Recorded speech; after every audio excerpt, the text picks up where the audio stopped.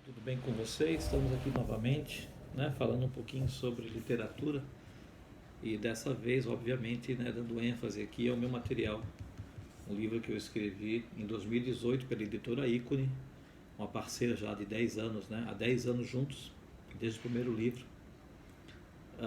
E aqui, trazendo esse trabalho para vocês, que é um livro paradidático.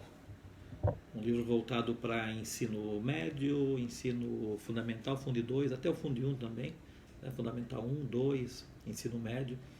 Para professores, é um livro paradidático, né? Ele também ele vai colaborar muito para as pessoas que queiram, né, adentrar nesse universo tão rico, né, que é o universo da negritude no Brasil. Uma época de preconceito racial, né? Não só no Brasil, a gente percebe que o preconceito ele está geral, né? A gente vê casos aí que acontecem nos Estados Unidos, quase que semanalmente a gente percebe um caso. E aqui no Brasil, eu penso que quase que diariamente, né? Todos os dias tem alguma pessoa negra sofrendo algum tipo de violência, de algum tipo de agressão que é o próprio racismo.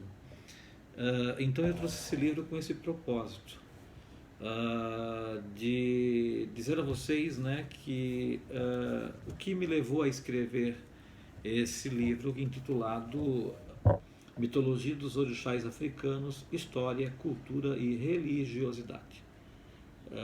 O que me levou a escrever esse livro? Justamente é isso.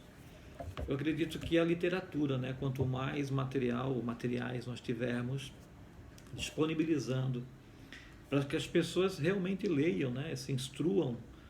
Eu sempre falo que o racismo ele é um problema estrutural, obviamente, tem que ser falado muito nisso, né? Precisamos realmente rever conceitos. Eu acredito muito na questão de nós pararmos. Eu acho não é certo, de que nós precisamos repensar muitas atitudes e uma delas em específico é a questão do preconceito racial. E daí entra a questão de valorizar a história, entender, reescrever a história, colocar o negro num patamar de merecimento, né, e de respeito. A questão cultural, entender como a nossa cultura, a cultura do Brasil, é uma cultura embasada na própria cultura do negro, né? O negro, quando vem para o Brasil, ele colabora e muito para a formação, até na questão linguística, esse nosso português coloquial e até clássico, né? Mas que a gente está usando aí. Quantas expressões vieram aqui, ó, dessa colaboração do negro em relação à vinda dele para o Brasil, né? Ele colabora e muito. E a questão da religiosidade, que é um outro ponto bastante interessante. Entender quem são essas etnias que vieram para o Brasil. Nesse caso bastante específico aqui eu trabalho a etnia Iorubá, né, que tem a sua maior concentração na região de Salvador, no Nordeste brasileiro. E inclusive a própria nomenclatura, né, orixás, ele vem dessa etnia que a gente chama de etnia Iorubá. É um tronco linguístico. Hoje a gente conhece como Benin, Nigéria, Costa do Marfim, então regiões aí que a gente tem percebido bastante aí a presença cada vez mais e mais e mais nas nossas mídias regionais e nacionais. O que o livro trata, para ter uma noção e não me perder um pouco da ideia do livro, né? Ele trata, como eu falei aqui, da história. Eu faço um apanhado bastante geral sobre a questão dessa escravidão que aconteceu no Brasil. Então, aqui nessa primeira parte, né? Vocês puderem olhar, então vou tentar mostrar para vocês por aqui, ó. Nessa primeira parte, eu vou ler, tá? Aqui é só para vocês verem aqui. A primeira parte eu falo sobre as sociedades africanas. Eu vou até o continente africano. A gente sabe que a literatura africana, principalmente antes da colonização, né, e antes do século XIX, vamos pensar, a gente tem pouca coisa em relação à literatura daquela localidade, né, ou daquele continente. A gente sabe que a oralidade sempre se fez presente na construção cultural do próprio continente, né? E eu falo aqui de forma bastante específica da África subsaariana. Alguns autores colocam como subsaariana, mas hoje estamos trabalhando aí a nomenclatura e estamos trabalhando com o conceito de subsaariana para não trabalhar a questão de sub, né? Que leva para o sentido mais pejorativo, vamos pensar assim. Aqui eu falo sobre a história da África, dando ênfase, obviamente, a essa sociedade Yorubá, que é aqui eu vou dar ênfase por causa da questão dos orixás. Eu falo sobre a escravidão no Brasil. Foi muito importante esse livro para mim enquanto escritor. A gente sempre pensa que tu está escrevendo para o outro, né? É assim que os autores fazem. A gente está escrevendo, obviamente, pensando e sabendo que alguém vai ler aquele material, né? E nesse caso bastante em específico, eu lembro no momento em que eu estava me embasando para poder começar a escrever, eu lembro de muitas leituras que eu fiz aqui. Eu poderia elencar uma série delas, mas eu lembro de que à medida que eu ia passando de um livro para o outro, eu li em média uns 15 livros, né? Focados para a história, para a cultura, para a religião inclusive, e eu ia percebendo ao longo da leitura do quanto de importância a cultura negra ela traz para o Brasil, né? O preto, como a gente usa hoje a expressão, né? Até porque muitos consideram a palavra negro como uma palavra pejorativa.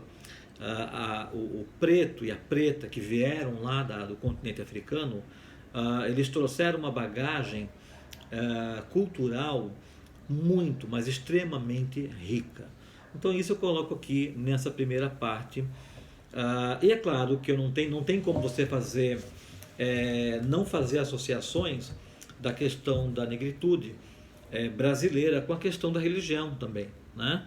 Vamos pensar, a gente fala muito hoje em mitologia, tem a mitologia grega e etc. E a mitologia africana, onde fica?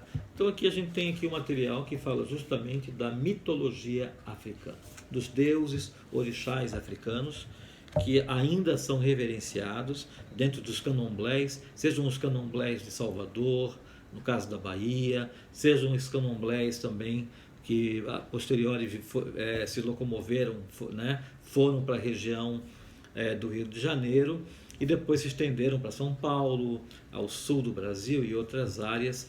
Então a gente tem que ler. Eu acredito que a literatura sempre é o melhor caminho, né? A gente tem que se apropriar do conhecimento. Eu acredito que quando você começa a ter uma leitura, quando você começa a ler de fato, né, uma leitura que possa te dar um embasamento e falando dentro de um conceito bastante apurado, não é isso? Quando eu li os livros, eu li alguns livros, algumas obras escritas por padres, e isso lá no século XIX, e li também alguns médicos, inclusive, né? Nina Rodrigues, por exemplo, ele foi um autor, né, que escreveu também sobre a questão do negro. Quando você lê obras de Darcy Ribeiro, por exemplo, né, que fala sobre o povo brasileiro, então você vai se embasando e entendendo que um país como o Brasil, um país mestiço, um país miscigenado, onde nós temos um percentual significativo de mestiçagem nesse país, talvez um percentual pequeno em relação à totalidade do povo brasileiro, na questão do percentual de pessoas que se identificam como negro, né? Mas a gente entende que o elemento pardo, né, que somos na maioria, está aqui incluído o negro, né, o branco, o índio, né? Aqui a gente fala nesse caso específico do livro, eu estou falando basicamente do negro, né? Não estou falando do índio, por exemplo, que também dá uma colaboração e tem uma colaboração bastante significativa. Mas o negro, ele merece esse respeito, ele merece esse lugar que ele vem buscando e lutando em prol dele. E não é uma questão de lutar por uma causa que não é, de fato, necessária. É necessária, sim. Eu sempre comento e sempre falo, quando me dão a oportunidade, em falar sobre a questão do negro, sobre a questão do racismo, eu digo sempre assim, ó, precisamos entender que país é esse que habitamos, que Brasil é esse, não é verdade? Um país onde você tem uma formação, né, com 3 troncos importantes, que é o branco, que o negro e o índio, né, que consolidam esse povo brasileiro que somos nós. Ignorância, e vou usar a palavra ignorante no sentido de ignorar mesmo essa presença tão importante do negro na formação do povo brasileiro, né?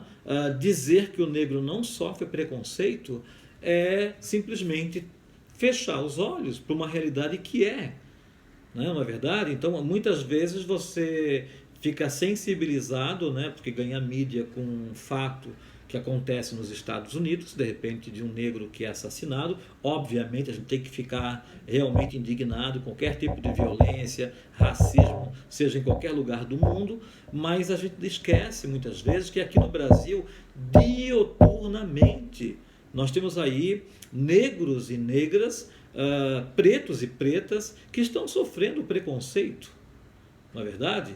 Que sofrem um preconceito ainda hoje. Então, falar do racismo, do preconceito racial, é necessário, sim. E nós precisamos fazer isso. Nós precisamos realmente encarar de frente e perceber aonde foi que nós erramos. Não vou aqui lembrar da questão da escravidão, porque a gente sabe que começa por esse viés. Mas foi uma questão cultural, era a época, a economia da época. Não, a gente tem que começar a pensar que nesse tempo, a palavra que eu sempre gosto muito de utilizar, que é ressignificar, vamos ressignificar, vamos repensar, vamos ver, vamos dialogar.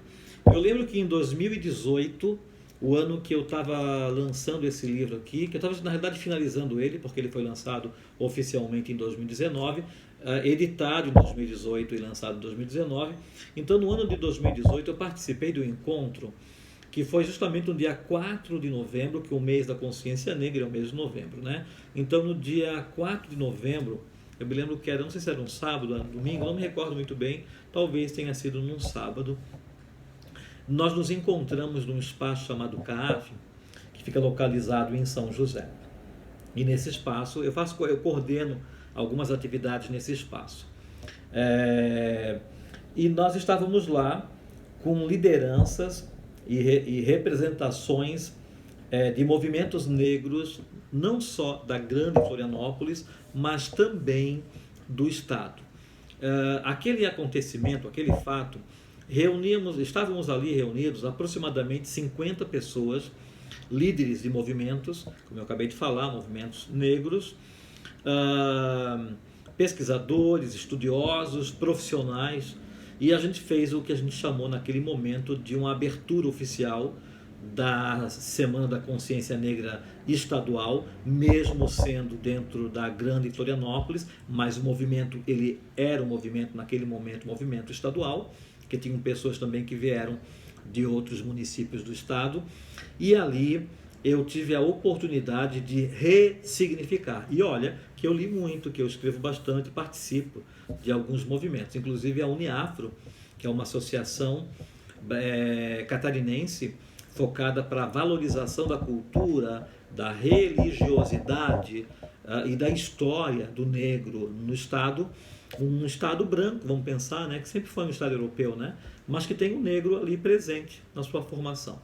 Então eu lembro que quando eu participei desse movimento, ou desse encontro, vamos falar assim, que nós intitulamos como um grande sarau, eu ouvi muitos depoimentos de uma jornalista, ouvi depoimento de um vereador, negros, né?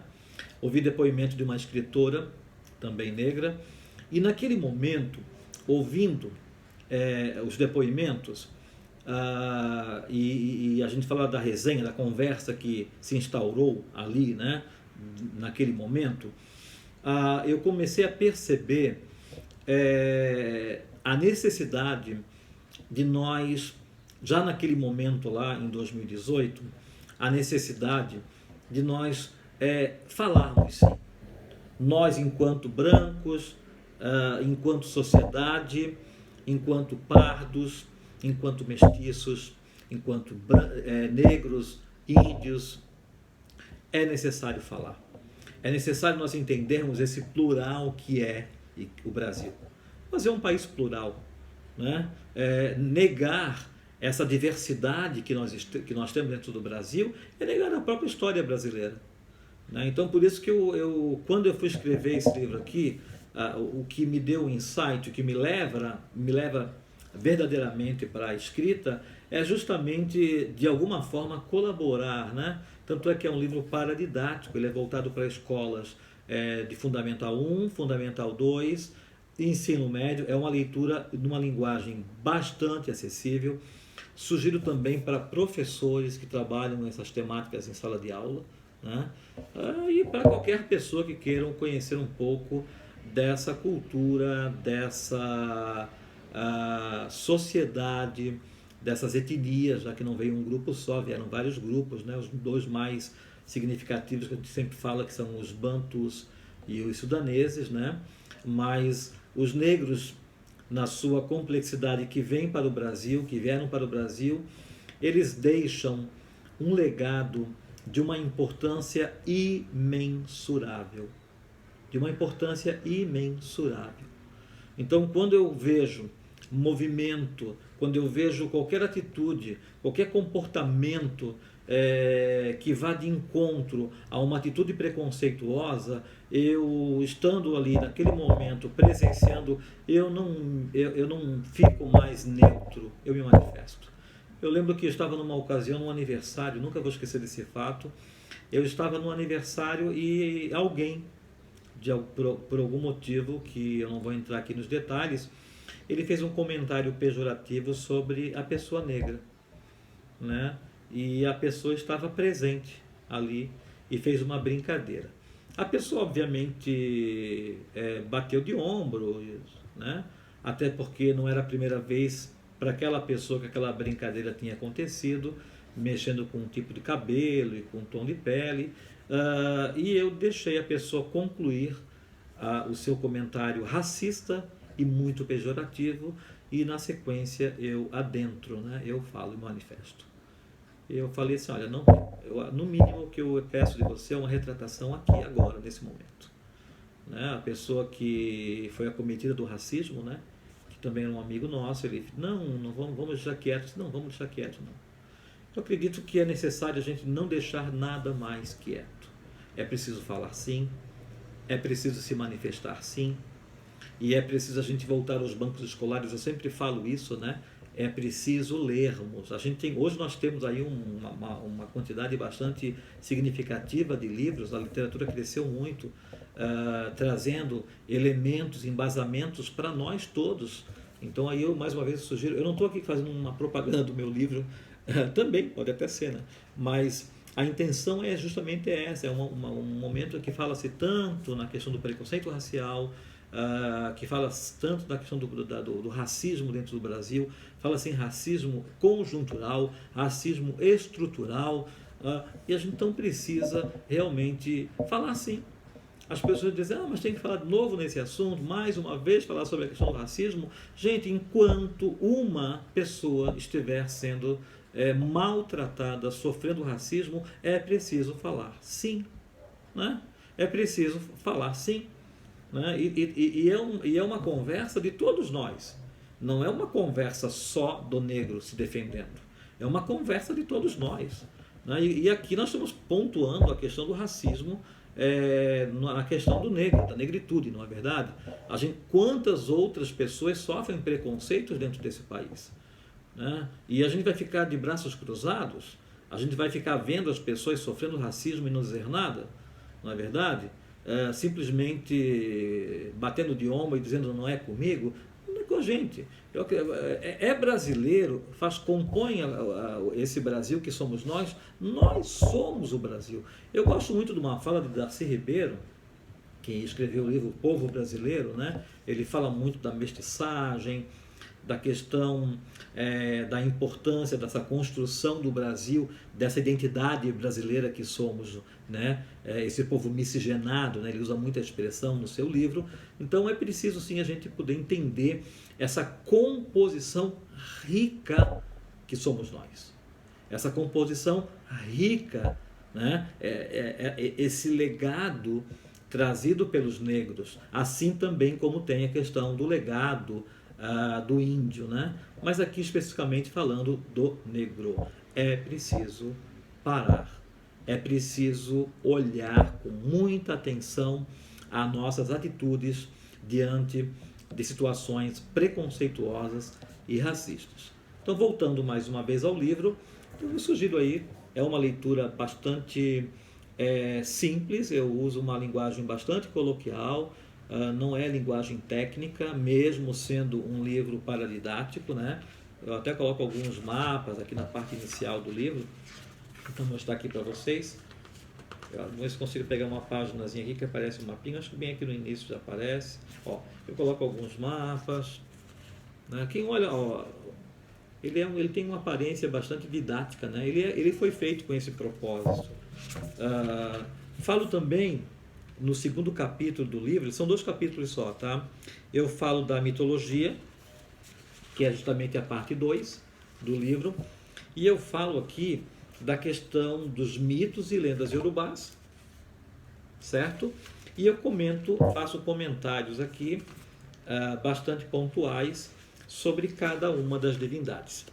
Nesse caso aqui bastante específico, eu estou trabalhando sobre a questão do Oxalá, que é uma divindade até hoje mantida, né? E tratada aí, cultuada nos candomblés do Brasil. Comento também sobre a questão de outros orixás, como o Omulu. Agora já veio uma fase de pandemia, né? Fala-se muito em Omulu, eles chamam que é a divindade da saúde, né? Que nos traz a cura, né? A saúde. Então é um livro que eu recomendo. Eu acredito que a partir do momento que a gente vai absorvendo informações, que a gente vai lendo, né? A literatura ela enriquece muito, a gente vai então quebrando essas barreiras que nos limitam e não nos permitem tramitar por todas essas esferas do saber. É necessário conhecer bastante sobre a questão da cultura do negro, para que a gente possa então valorizar e entender a importância, como eu recém falei, não vou estar repetindo aqui. Então fica aí a dica. As pessoas sempre perguntam como eu posso comprar esse livro, em que livraria nós encontramos esses livros. Os meus livros eles são editados pela editora Ícone. A Ícone, eu já falei num vídeo anterior, né, sobre ela. É uma empresa situada em São Paulo, né, família Fideli. Hoje a Tatiane está à frente, coordenando, né, a parte editorial. Então já mando aqui o meu abraço para a Tati, né? Eu estou há 10 anos, eu entrei na Ícone com o meu primeiro livro, minha primeira obra em 2010. Estamos em 2020, então são 10 anos editando livros pela Ícone. Esse aqui é o 4º livro, já estamos aí com o 5º livro saindo pela Ícone também esse ano. Acredito que é lá no mês de dezembro a gente tem esse livro já sendo comercializado. E eu só posso agradecer, né, a Ícone por me proporcionar, através da literatura, levar às pessoas informações e dando a elas condições de lerem, né, se apropriarem do conhecimento e aí sim poderem conversar, falar a respeito e repensarem atitudes até então ali preconceituosas e atitudes que realmente não são bacanas, né? A gente fala muito em politicamente correto ou também o contrário, politicamente incorreto.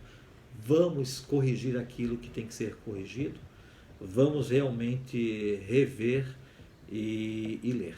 Ler sempre é o melhor caminho e é a melhor referência. Então fica aí a dica. Mais uma vez, o livro aqui, ó, História, Mitologia dos Orixás Africanos, História, Cultura e Religiosidade.